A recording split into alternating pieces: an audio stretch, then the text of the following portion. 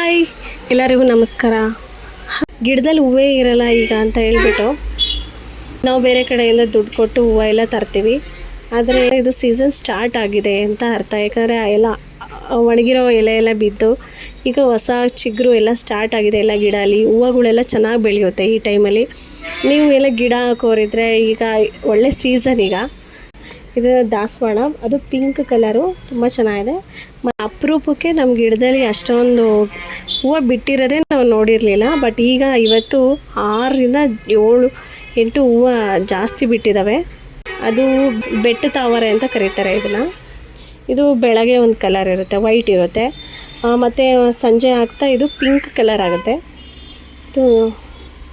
ಇದು ನೀವೆಲ್ಲರೂ ನೋಡಿರೋ ಎಲ್ಲೋ ಒಂದೊಂದು ಕಡೆ ಗಿಡ ಇರುತ್ತೆ ಅಷ್ಟೇ.